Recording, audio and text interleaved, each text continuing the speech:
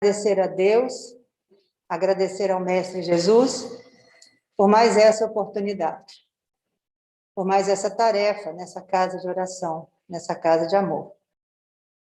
Pedimos a Deus, nosso Pai, a Jesus querido, aos amigos espirituais do Tomé, que nesse momento possam estar aqui, auxiliando a todos nós, mas principalmente ao nosso companheiro, o Yuri, que fará nosso estudo de hoje. Que Deus nos abençoe e nos proteja agora e sempre. Obrigado, Senhor. Hoje nós temos, então, o Yuri Marcel, que já é antigo companheiro, né, desde que era criança. É brincadeira, é porque nós somos, assim, da mesma idade, então nós somos vivendo a espiritualidade no cotidiano. Esse é o livro que Yuri escreveu e vai falar para nós hoje, em primeira mão ou segunda mão, porque você já falou lá em Colatina, né? Então, ao final, quem tiver interesse, ele poderá autografar. Depois, se autografa o meu, você já me deu de presente mesmo? Então, tá. Com vocês, nosso companheiro, então, Yuri Marcel, vai falar Vivendo a Espiritualidade no Cotidiano. A casa é sua.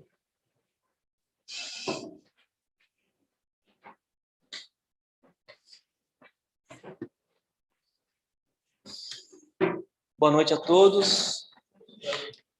Primeiramente, agradeço o convite da casa, né? Apesar de frequentar há vários anos, é a primeira palestra que faço aqui. E do livro é a segunda palestra. A primeira foi feita no Centro Espírita de Colatina, né? Do companheiro Virgílio, que eventualmente às vezes vem aqui ou nós vamos lá também.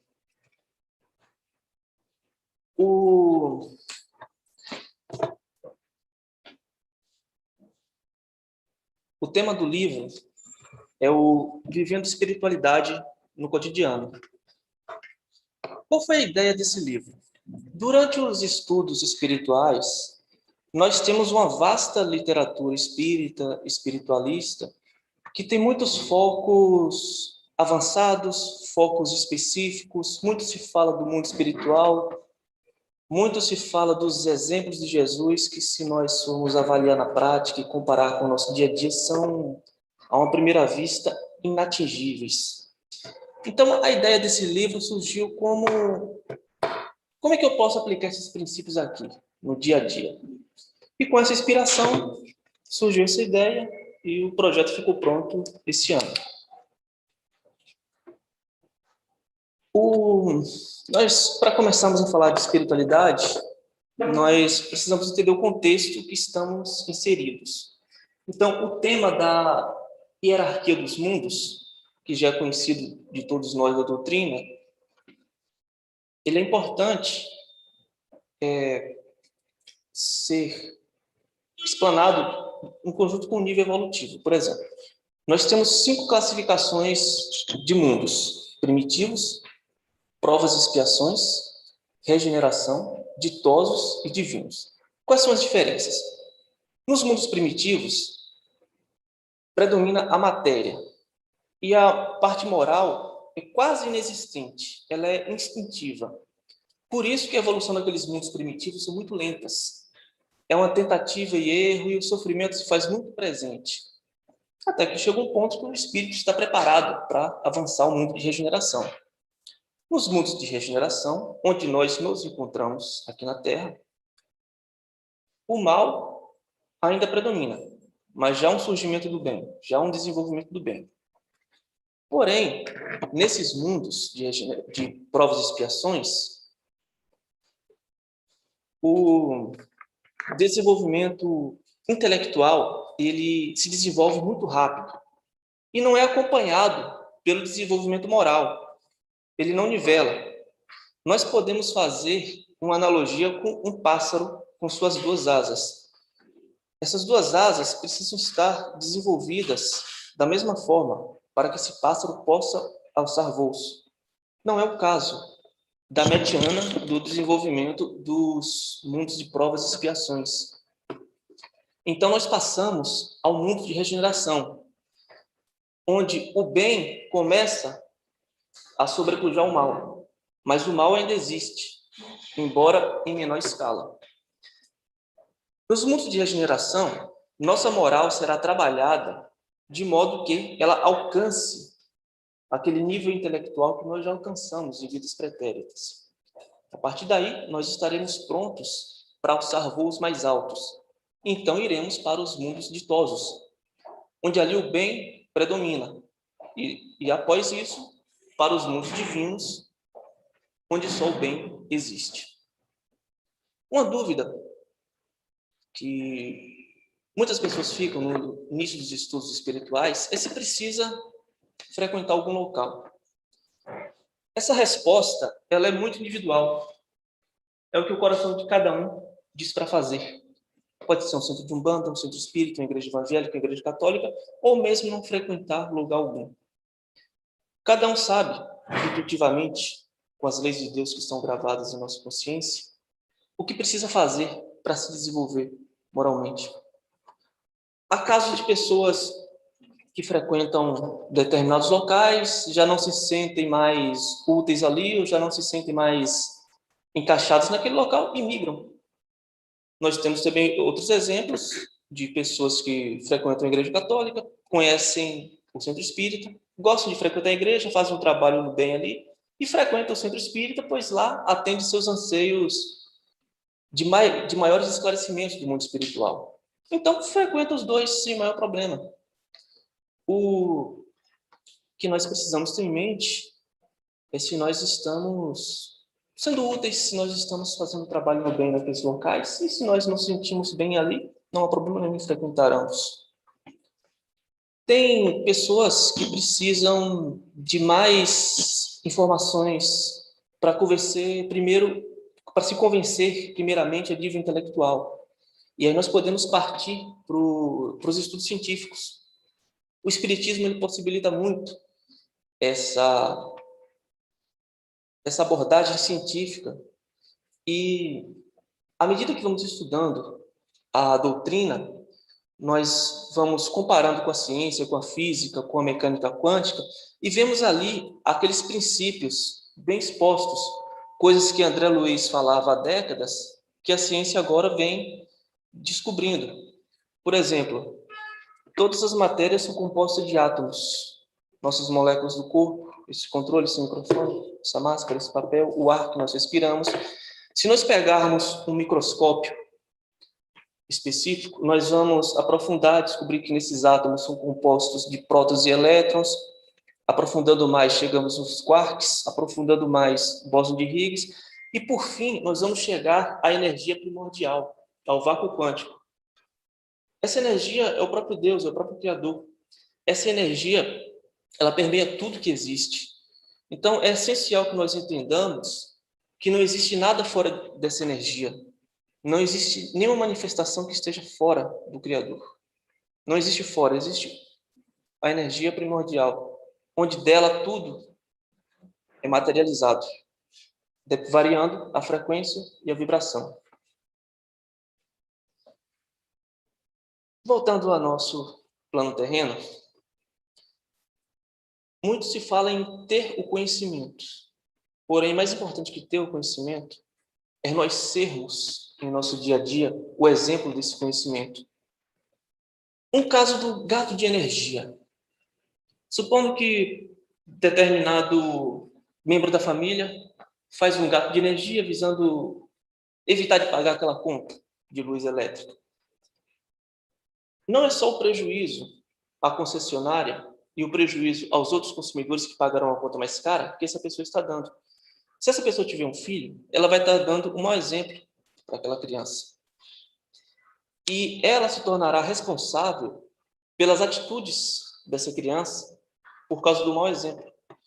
Nossas atitudes, elas precisam ser muito bem pensadas, porque elas não influenciam somente a nós, mas principalmente todos que estão à nossa volta, nos observando. Um outro caso muito comum que nós costumamos ver no nosso dia a dia é o da fila dupla. Os pais vão buscar o filho na escola, estacionam em fila dupla. Esperam a criança sair e embarcar no carro. Enquanto isso, naquele horário de meio-dia, quando a aula é liberada, todo o trânsito parado. que é que essa criança vai aprender? Bom, o meu conforto é mais importante do que o bem-estar social. E às vezes isso nem passa pela cabeça dos pais, mas esse é o exemplo que está dando. Então nós precisamos ser vigilantes em nossas condutas. Então, uma história interessante que fala sobre as obrigações materiais e espirituais. O discípulo chega para o mestre e fala: mestre, eu tenho muitas obrigações aqui no templo, tenho que varrer, tenho que acordar cedo, tenho que cozinhar, e eu queria parar de fazer essas obrigações e me dedicar só a pregar a sua palavra pelo mundo. Aí o mestre disse para ele: mas o que você vai pregar da minha palavra? Porque o que eu prego é aqui e agora, na vida material, conciliando suas atividades materiais e suas atividades espirituais. Se você for somente pregar a parte espiritual, você vai estar utilizando a espiritualidade como fuga e deixando de fazer as suas obrigações materiais que outras pessoas contam, esperam que você faça. Então,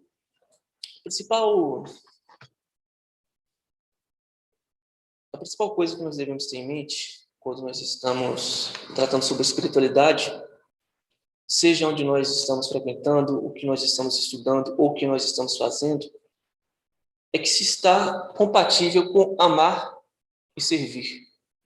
Se não estiver, é hora de refletir e ver como nós podemos se adequar às nossas atividades de prática no bem para atingir esses dois objetivos, que são nossas missões principais aqui encarnados.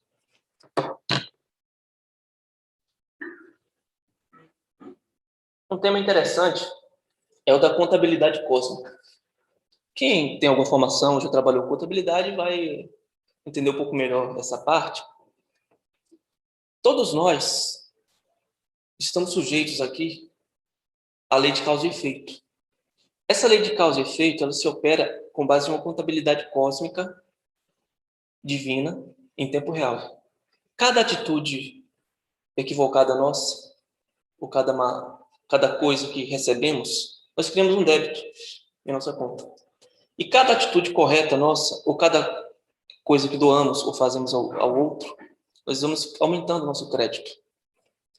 E ao final de nossa vida, nós fazemos um balanço de crédito e débito, e a partir daí fazemos um planejamento de onde precisamos melhorar, onde mais nos equivocamos, onde mais acertamos, onde mais podemos estar inseridos para nos melhorarmos e sermos úteis ao próximo. Um caso simples do caixa de supermercado. Nós sabemos que as notas de 5 e 10 reais, elas são parecidas. Nesse exemplo, a pessoa que recebeu o troco, era para receber 5, recebeu 10. Opa, me dei bem. Não, você não se deu bem.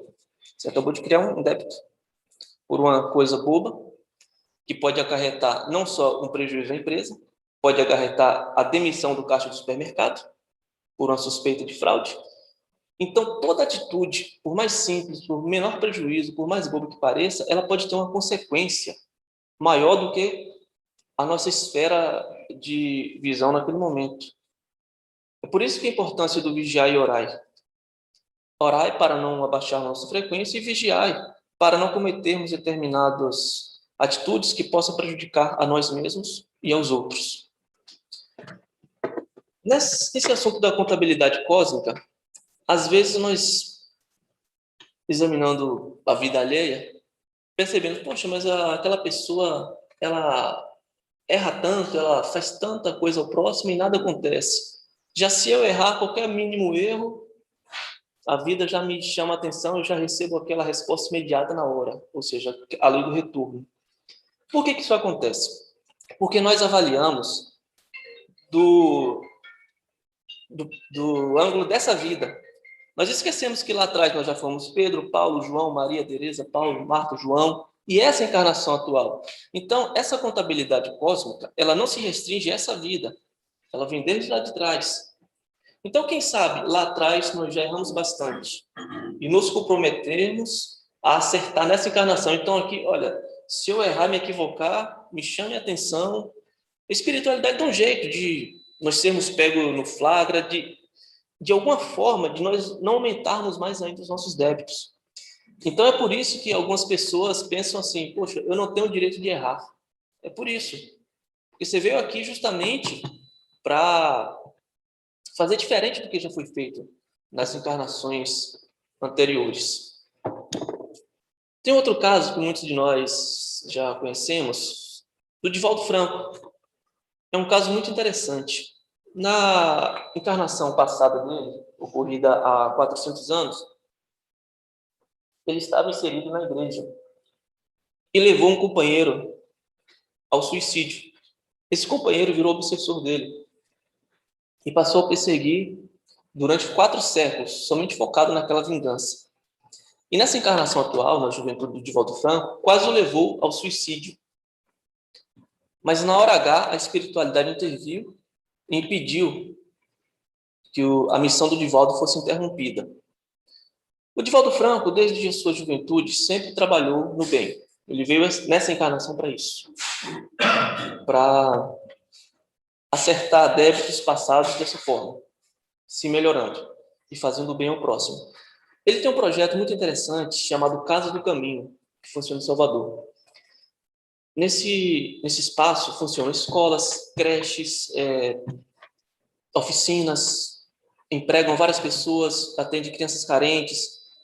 E isso começou com um orfanato.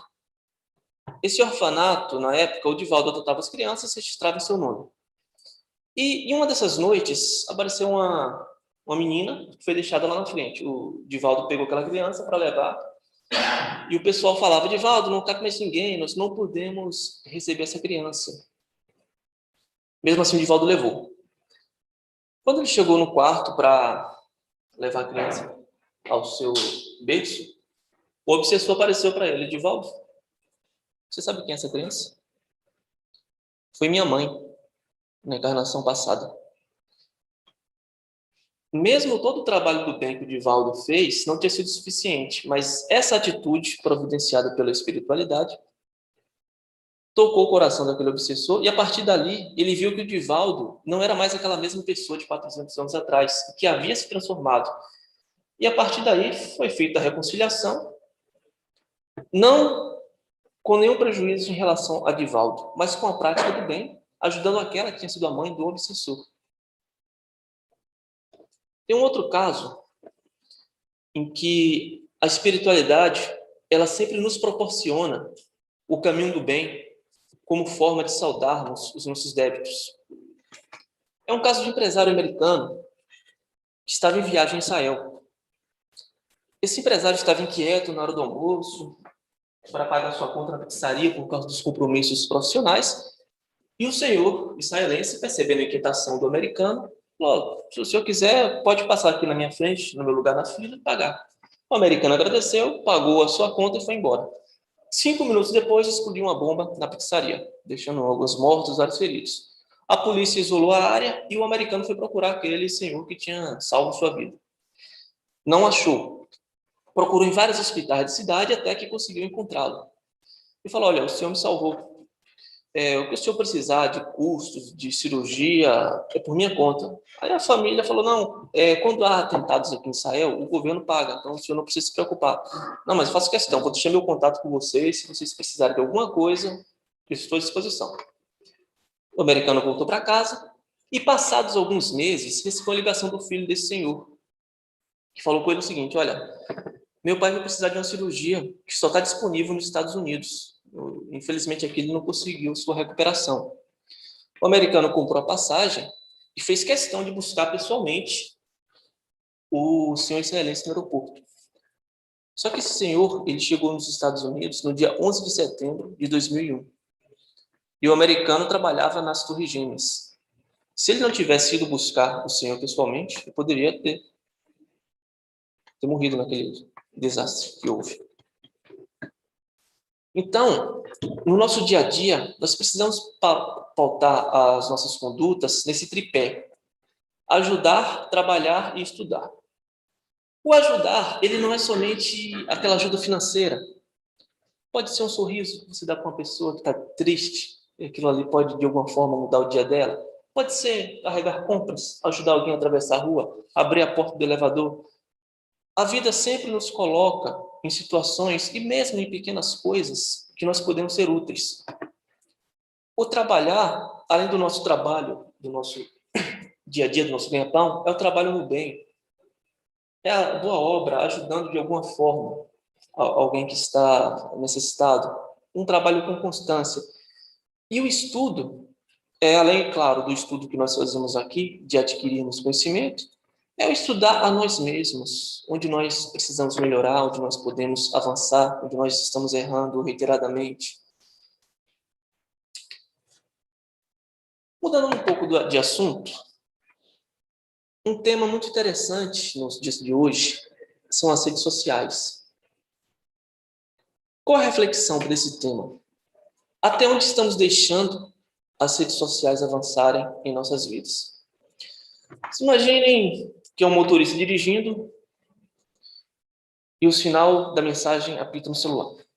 Ele está ali só tomando o volante, vai se contorcer ali para pegar o celular, desbloqueia, olha, é um meme, é uma mensagem de grupo. É algo que ele poderia ver mais tarde. Nesse meio tempo, ele se colocou em risco, infringiu a legislação de trânsito, podia ter atropelado alguém na faixa de pedestre, dentre vários outros exemplos, por causa de uma ansiedade que ele não conseguiu controlar naquele momento do trânsito. Encontro entre amigos. É muito comum hoje nós vermos as pessoas na mesa se encontrando, mas cada um com o seu aparelho de celular. Não podemos esperar um pouco. Aquela pessoa tirou um momento da vida dela para nos ver. E nós estamos dando atenção a outra que está em redes sociais. Isso é fruto de uma ansiedade que precisa ser tratada. Refeições. No momento familiar, muitas famílias têm o costume de levar dispositivos móveis para a mesa. Eu já vi casos de a garfada ser interrompida para a mensagem ser vista. Essa mensagem pode ser vista antes, ela pode ser vista depois. Não precisa ser naquele momento de interação familiar. Quando há urgência, há ligações. Essas mensagens podem ficar para 5, 10 minutos depois. Uso durante o expediente. Em casos mais graves, há pessoas sendo demitidas, porque não conseguem mais ter o controle sobre o momento de usar as redes sociais. Aquela história não lida da celebridade seguida, aquela mensagem do amigo, aquela novidade daquele perfil que a pessoa segue. Aquilo cria uma sensação de abstinência tão grande que a atividade laborativa fica em segundo plano. E a própria fonte de subsistência é colocada em risco para atender um anseio de olhar a rede social. E esse uso excessivo das redes sociais pode levar a alguns efeitos negativos para nós, como, por exemplo, nos compararmos com a vida de outras pessoas. Por exemplo, aquele bebê sorridente que é postado. Qual que é o trabalho que aquele bebê dá? Limpar fraldas, alimentação, tudo. Qual que é o trabalho que aqueles pais têm? Isso não é colocado nas redes sociais, é só as flores. Aquele casal sorridente. Ah, mas eu não tenho um relacionamento, queria estar assim. Como é que é aquela reação deles? Você não conhece. Conhece aquela foto ali sorrindo. Mas e o dia a dia?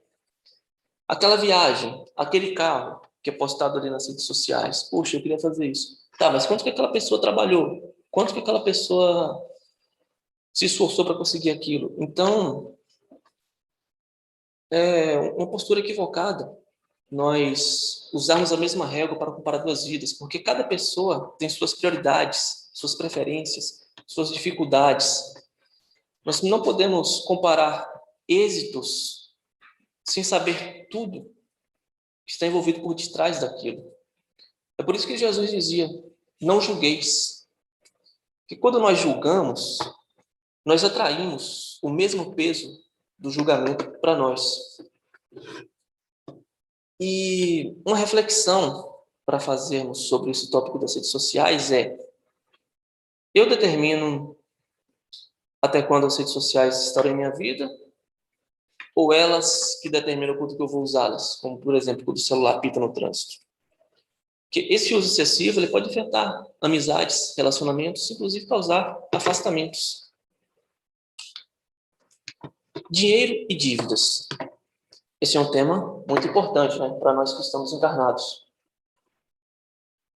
O primeiro tópico sobre dinheiro são crenças limitantes.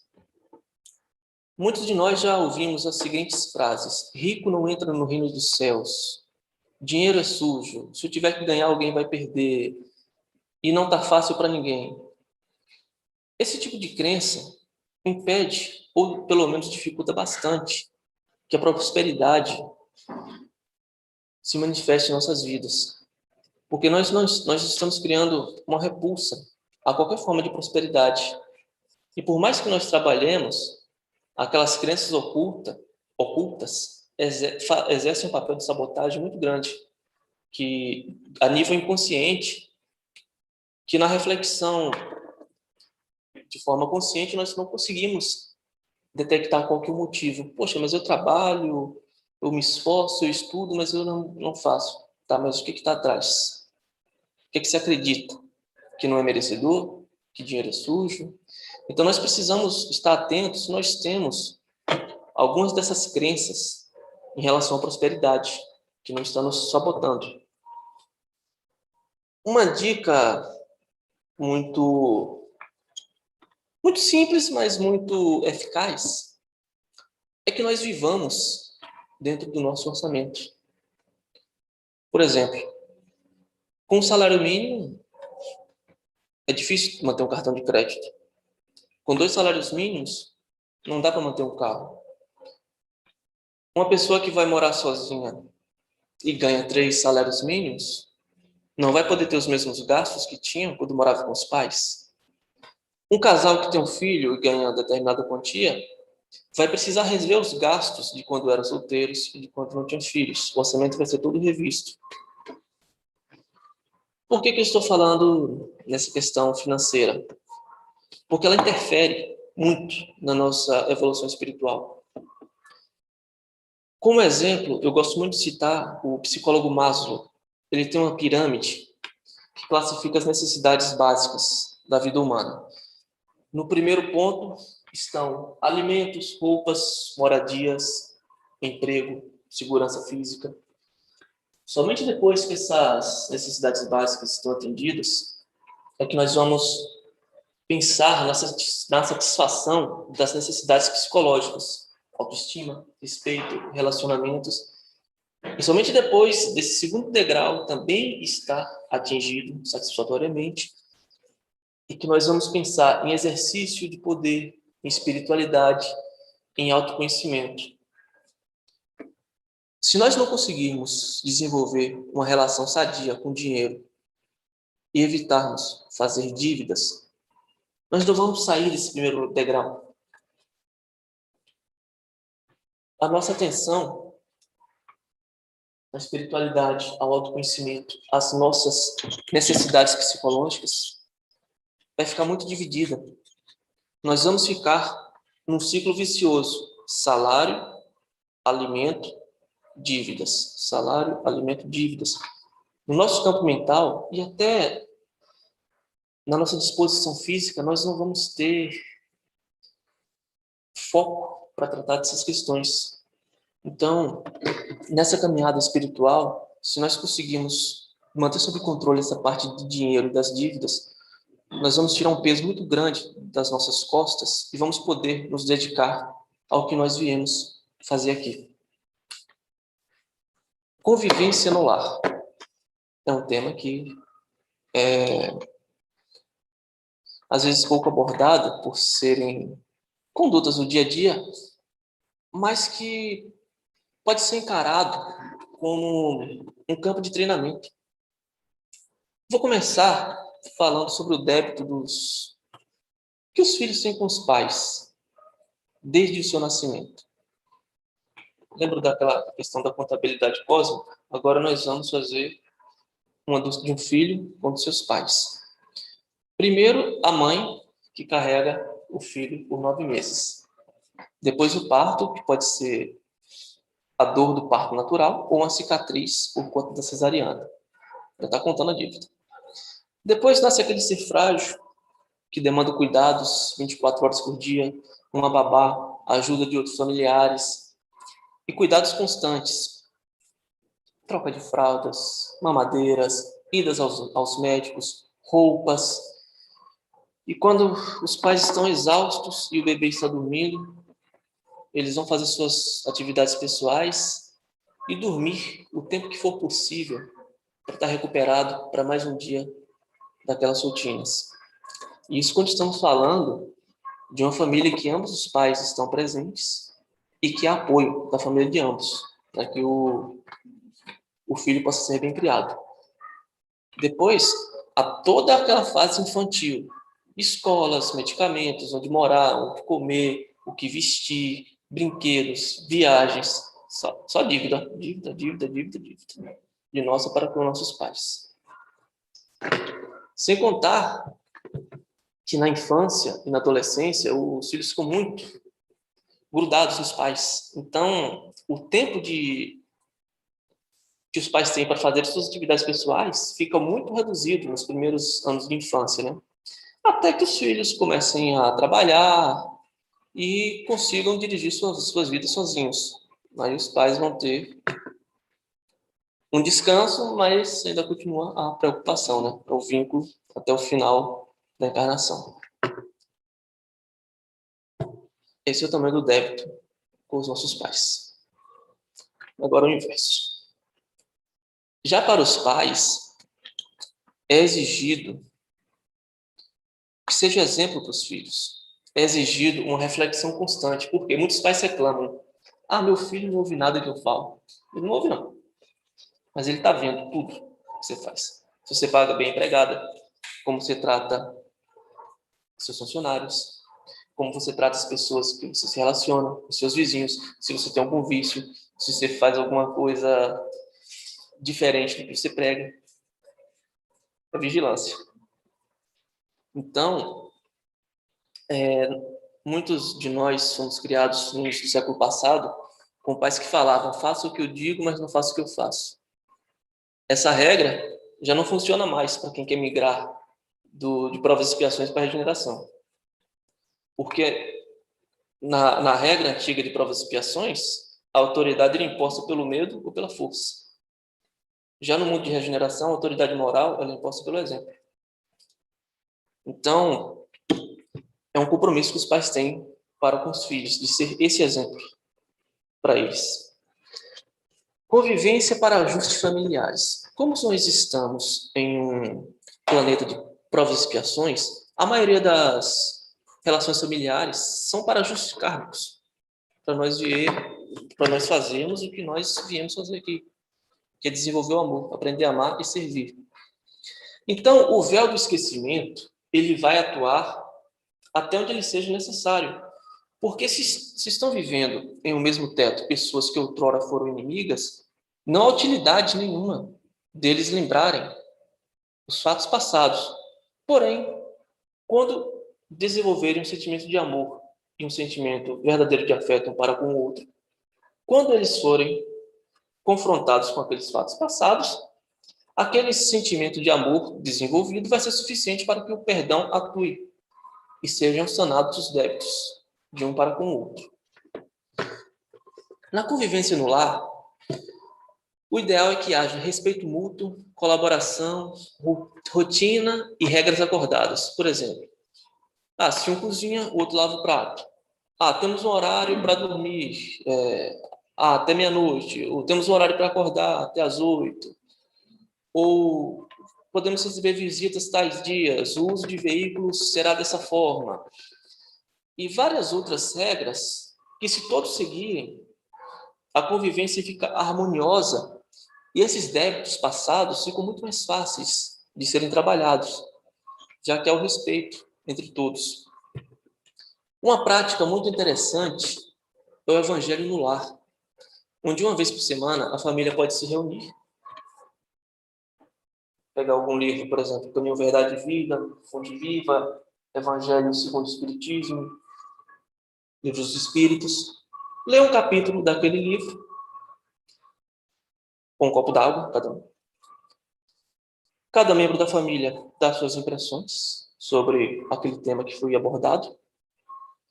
A oração de início, a oração de encerramento. E, ao final, a água fluidificada pelos bons espíritos que são responsáveis por aquele lar. Isso ajuda a manter a vigilância, a manter a frequência alta para os desafios do dia a dia. Trabalho. Se o lar é um campo de treinamento, no trabalho também é outro campo, onde nós podemos exercer o que nós aprendemos. O primeiro tópico seria quais os sentimentos que eu estou emitindo em relação ao meu trabalho, a minha fonte de subsistência. Nós vemos muitos exemplos, principalmente nas redes sociais, quando chega a sexta-feira, sextou. Alegria, aí o fim de semana é sexta, é sábado, domingo, o repouso esquece. Quando chega um domingo à noite, pessoa extremamente cansada, aí posta. Estou triste, amanhã é segunda-feira, odeio segundas-feiras. E vai para o trabalho com raiva, porque tem que acordar cedo na segunda. Ou seja, se você está emitindo esse sentimento para com sua fonte de subsistência, você não vai atrair algo bom dali. Você pode ficar estagnado no mesmo cargo, no mesmo salário, e atrair, inclusive, uma demissão ou ir para um trabalho pior. Então, é importante que nós sejamos vigilantes nos sentimentos que nós estamos emitindo para com a nossa fonte de subsistência. Um outro ponto são sobre as nossas prioridades. Vamos citar um exemplo aqui de um auxiliar de serviços gerais que ganha um salário mínimo no mês. Trabalha de segunda a sexta. Alguém chega para ele e fala: fulano, eu preciso que você faça determinado serviço lá em casa. É de 9 às 12 no sábado, pouca coisa. Eu te pago 30% a mais. Se nós pararmos para pensar, matematicamente, se ele trabalhar 4 sábados no mês, 3 horas cada sábado, ele vai dobrar os ganhos dele. Teoricamente, ele aceitaria. Só que aí vem as questões das prioridades. Ah, mas sábado tem jogo, tem o aniversário de fulano, e tem um churrasco, e tem isso, e tem aquilo. Quando que essa pessoa vai sair desse emprego? Quando que ela vai prosperar? Quando que ela vai aumentar a renda com esse tipo de atitude? Então, um outro cenário seria fazer um curso de idiomas à noite. Existem cursos gratuitos que são oferecidos, por exemplo, aqui na cidade de Vitória. Fazer cursos da própria empresa para melhorar meu cargo. Cursos do Sebrae, que são cursos baratos, às vezes até gratuitos. Estar se melhorando na profissão, expandir o foco de atuação, encarar o trabalho como uma oportunidade de crescimento.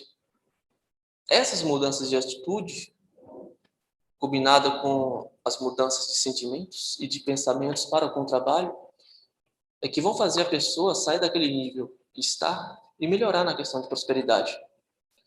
Não é imediato, mas é uma construção do dia a dia. Porque quando nós trabalhamos e fazemos a nossa parte, nós recebemos ajuda espiritual. Mas se nós fizermos sempre as mesmas atitudes, não podemos esperar que os resultados sejam diferentes. Tem um caso apenas exemplificativo de uma sociedade de médicos, né, uma sociedade empresarial. 5 médicos, cada um com sua especialidade diferente, resolvem se unir. Por exemplo, cardiologista, clínico geral, oftalmologista, ortopedista, psiquiatra. Qual a ideia? Um cliente de um médico vira cliente de todos. Assim, eles não precisam ir em locais diferentes, pois no mesmo local eles terão atendimento para as necessidades que porventura tiverem. Esses médicos combinam de terem receitas iguais, então tudo que for arrecadado por eles, separa a parte dos impostos, a parte de manutenção da empresa e divide igualmente. Um desses médicos, achando que está ganhando pouco, resolve atender clientes por fora dessa sociedade. Pode parecer uma atitude simples, como aquela do caixa de supermercado que foi citada. Mas aí já é uma quebra de confiança para com os outros 4 companheiros de trabalho.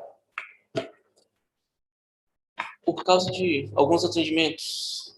Então, esse é um ponto que nós devemos ficar muito vigilantes, porque normalmente esse tipo de atitude ele tem um reflexo muito maior do que nós imaginamos. Imagine se cada um dos médicos resolve fazer a mesma coisa. Essa empresa ruiria em poucos meses, criaria inimizade entre todos e por aí vai. Esse médico ele poderia chegar para os outros e falar: olha, gente, eu vou me retirar da sociedade, eu quero tentar carreira solo, e sair amistosamente, mantendo as parcerias, mantendo a confiança que foi conquistada. Então, são esses desafios que nós precisamos estar vigilantes para não cairmos neles.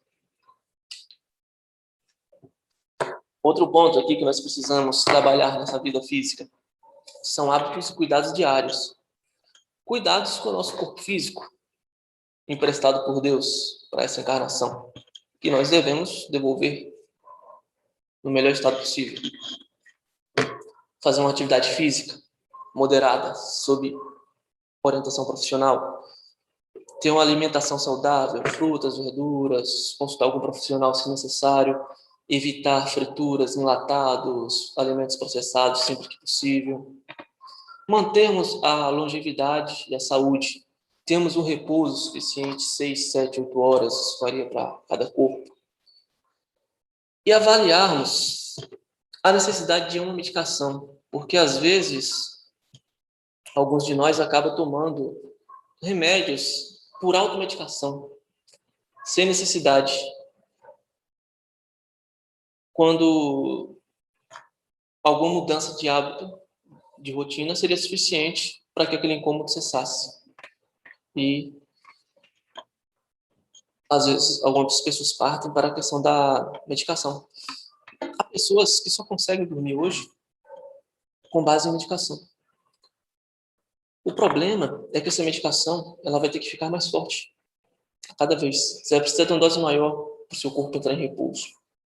Quando lá atrás, uma mudança de hábito, como, por exemplo, uma meditação ou uma leitura, supriria esse caso de a necessidade de hoje tomar um remédio para dormir. Além do físico, outro campo importante é o emocional. Evitarmos reclamação e mantermos bom ânimo. Quando nós reclamamos, nós clamamos por aquela situação novamente. Então aquela situação vem de volta. Quando nós agradecemos, nós também enviamos um sinal para aquela situação que nós agradecemos se repetir em nossa vida.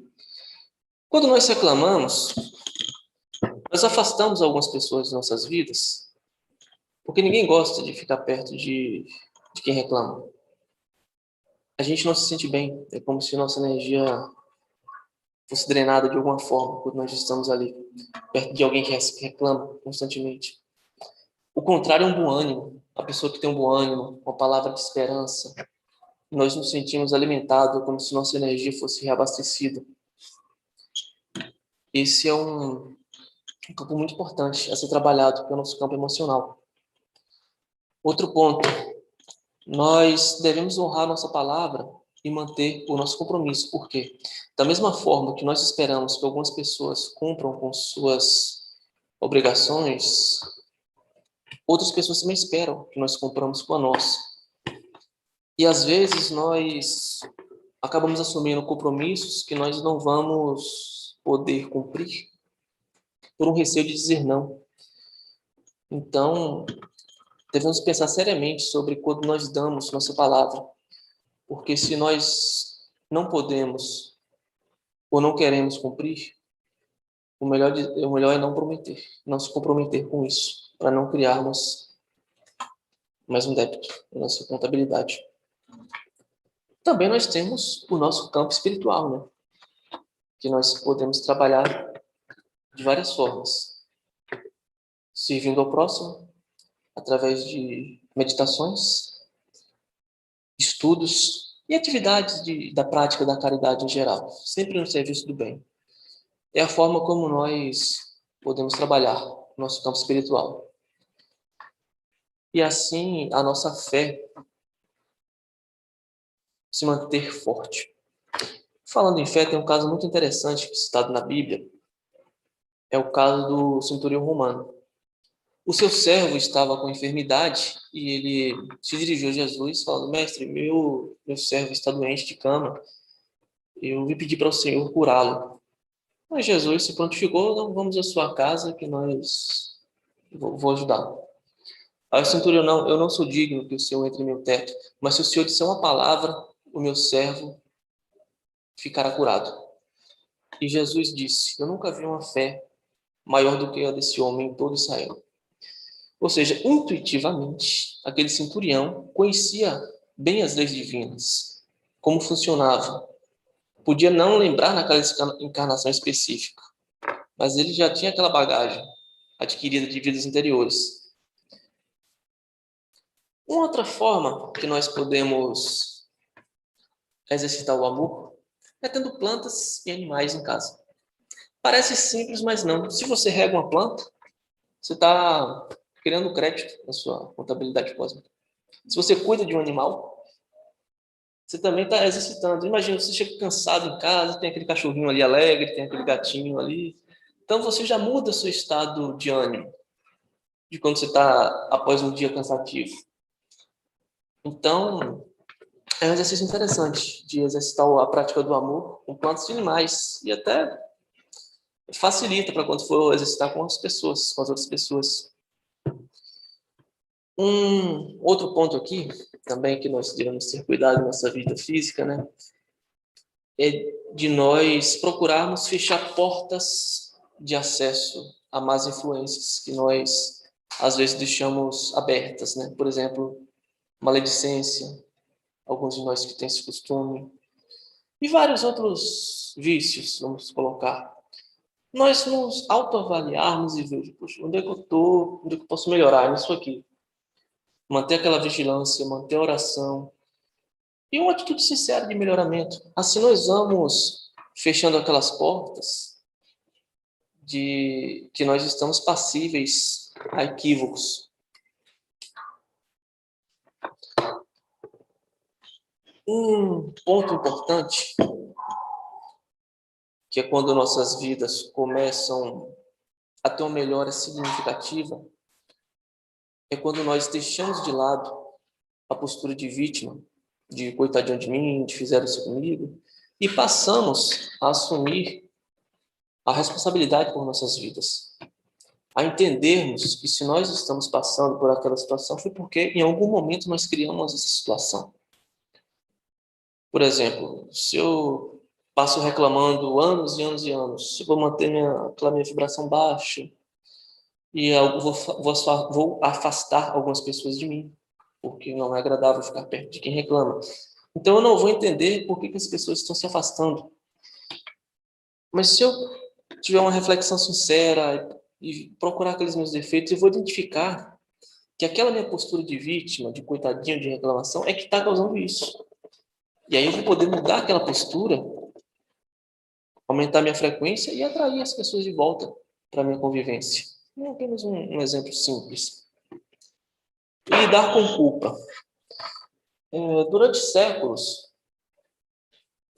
a culpa ela foi imposta como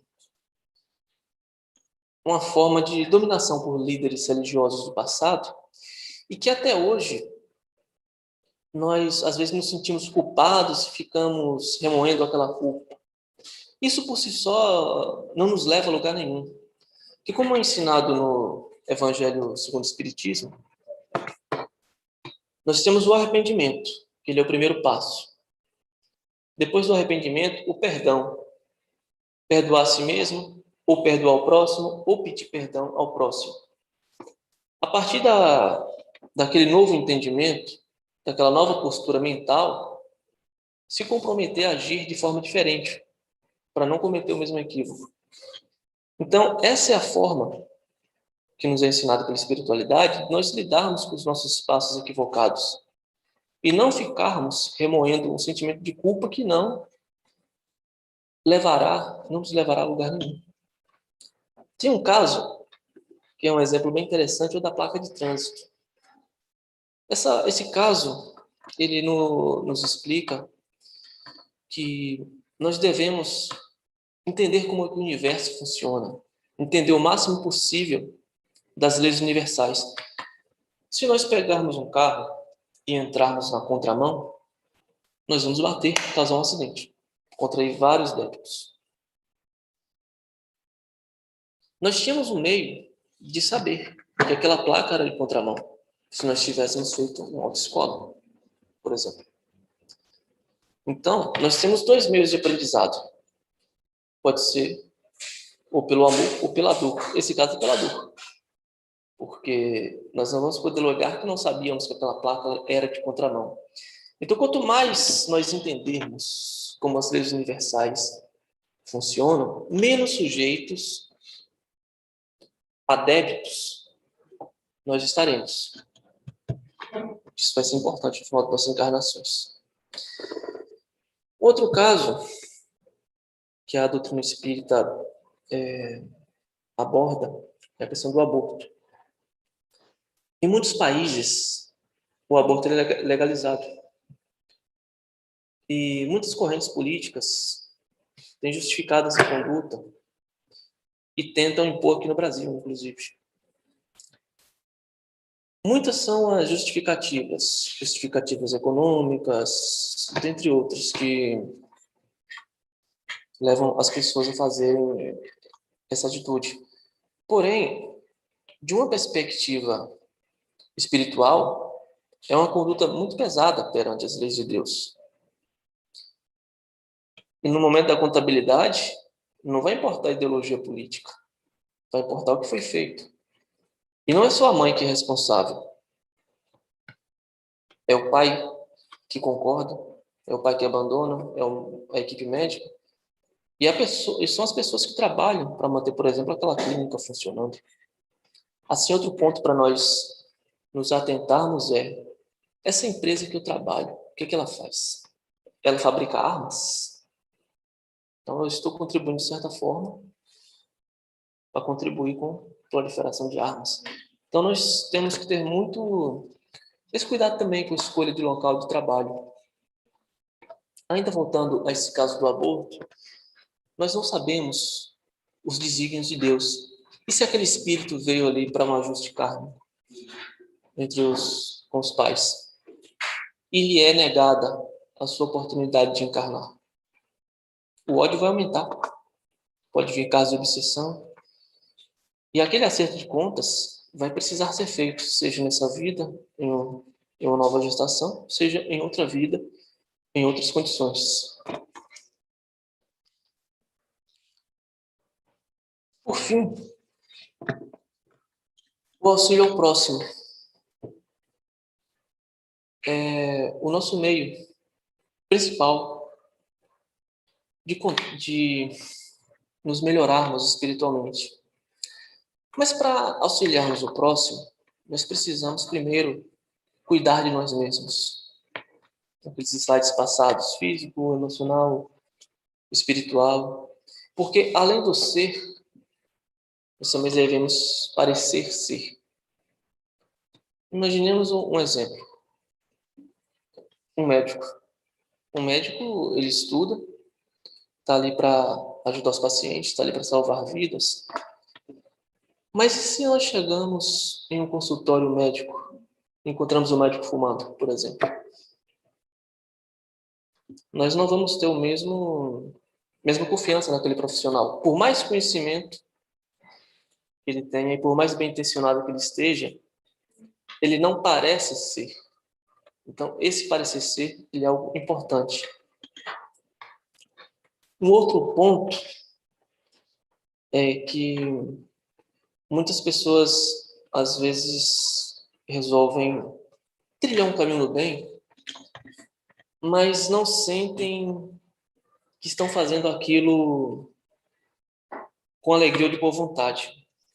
Esse é um ponto interessante, porque nós temos que começar a trabalhar no bem de algum lugar, mesmo que seja pelo medo de contrair débitos. Porque quando nós vamos trabalhando no bem, aquilo vai se tornando natural para nós, aquela conduta. E anos atrás, aquilo que foi um medo de contrair débitos virou um trabalho com alegria. Então, quanto antes começarmos a trabalhar no bem, seja de que forma for, é melhor para nosso crescimento, para evitarmos os débitos e para aumentarmos os nossos créditos. E o último ponto aqui da palestra é para que nós não caiamos na armadilha do ego quando nós estudamos os assuntos da espiritualidade. Às vezes nós temos anos e anos de estudo e olhamos para o lado, vemos que determinada pessoa não tem e começa aquela vaidade, aquele orgulho. Ah, eu sou melhor do que aquela pessoa. A gente já caiu no ego. Porque nós temos muitos exemplos de pessoas que têm um desenvolvimento intelectual muito grande, mas que ainda não conseguiu desenvolver a parte moral. E temos o outro exemplo de pessoas que, por alguma razão, não conseguiram trabalhar a parte intelectual nessa encarnação, mas que tem uma moral tão elevada que somente a presença dela já basta para impor respeito entre todos os presentes. Então, devemos evitar cair nessa armadilha e evitar o julgamento.